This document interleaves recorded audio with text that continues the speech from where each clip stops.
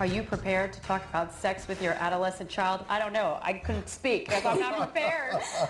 Our next guest is here with some helpful advice and statistics to help bolster your confidence. Oh, thank goodness. Welcome, psychotherapist and relationship expert, Dr. Nicole Meise. Nice Hi, to see Dr. you. Meise. Thanks for being here. Okay.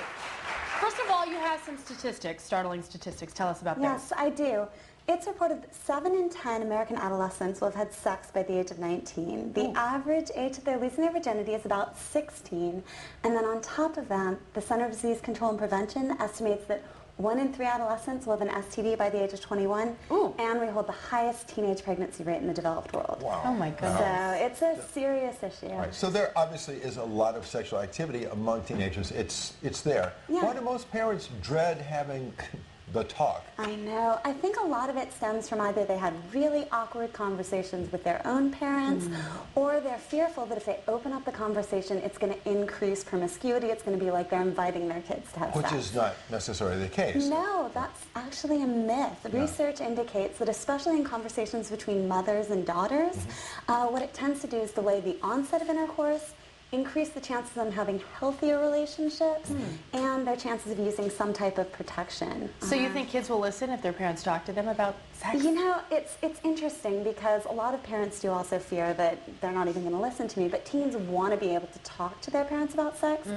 But in order for it to be effective, the parents need to be both knowledgeable and open. And the openness is a huge part of it. If they want their kids to listen, they need to accept that it's a normal, healthy part. Well, don't conversations about sex need to start earlier, though? So by the time kids are teenagers, it isn't something that's never been brought up before. Yeah, they should begin a lot earlier, and it's really important that the conversations focus on relationships as well. And so you begin to feel more comfortable with it. Okay, so you have some tips on how parents can talk to their kids about sex, and adults, you say adults need to see intimate sexual relationships as a natural part of older adolescence. Yeah, I mean, it's interesting because there's some research that's come out of Western Europe where they really view it more as a natural, healthy component. And most people tend to think of Amsterdam as being a very sexually permissive place. But one thing that they don't realize is that in the United States, our teenage pregnancy rate is 6 times higher than it is in the Netherlands.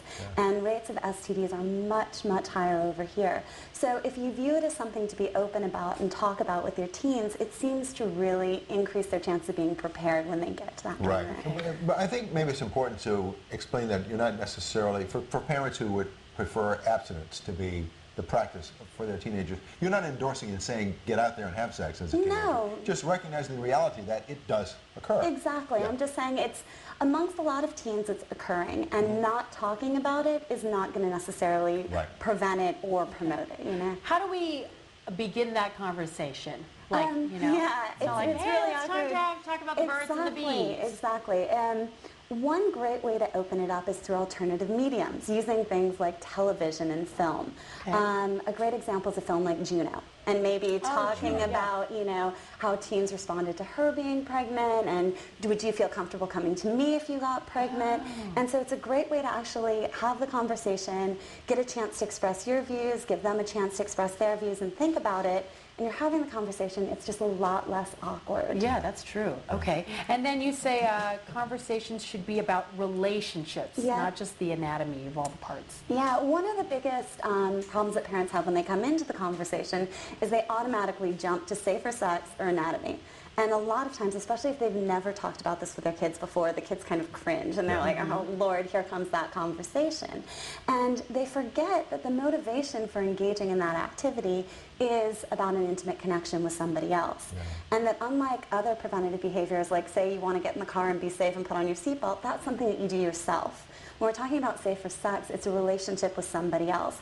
So it's a combination of looking at motivation and looking at what they need to do to be able to carry it out. So if you've never talked about, you know, or expressed an interest in their relationships, and suddenly you're talking about sex and anatomy, they're kind of going to raise an eyebrow, I think, at you. You've touched on some of the myths and misconceptions about, you know, talking to your kids about sex. For example, that having the talk leads to promiscuity. Are there other myths and misconceptions you need to address? Yes, there's one major one that needs to be addressed right now, which is we're seeing a new trend where teenagers are intentionally trying to get pregnant, and that's kind of something different. And what's going on there is a lot of times they're hoping to get a closer connection with their partner or something like that, but what most teens don't realize is that women are most at risk for domestic violence when they're pregnant, and that having a baby puts a huge strain on relationships, life in general, and just goals and endeavors. So really dispelling some of those myths as well. So should parents talk to the kids about that and give them those statistics and numbers? I do think it's an important thing to bring up. Maybe if you're talking about domestic violence, I know right now Rhiannon's in the news right now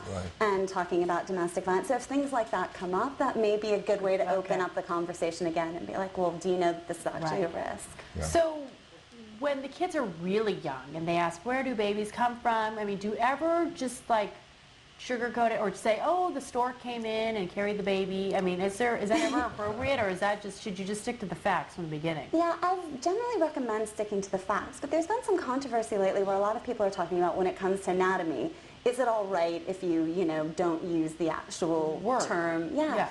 And I kind of disagree a little bit, especially in conversations with teens, because if you kind of say something like the JJ instead of vagina, what can happen there is it kind of lightens the mood a little bit. Yeah. So if you can do it in kind of a laughable, approachable way, then it's all right. But from an early age, I'd recommend being very open and not trying to sugarcoat things, but not worrying so much about what exactly you're saying, just worrying about being able to say it and having a place for them to come. Okay, when should we start talking to, what's like the good age we should start talking to our kids about it? Like kind of bringing it into conversation. Yeah, I would begin as sort of, they call them sort of teachable moments. So if your kid's watching something when they're younger and they start to notice something, they're like, what's going on there? Or why is she pregnant? Or they notice that maybe a neighbor's pregnant, those could be good opportunities. So I would say bring it up as questions arise. Okay, Dr. Nicole Great Meise, advice. psychotherapist and Thank you. relationship expert. Thank you so much for being here and all the information. We actually have all our tips on our website, and any of the segments you missed today will also be on our website later today. Have a great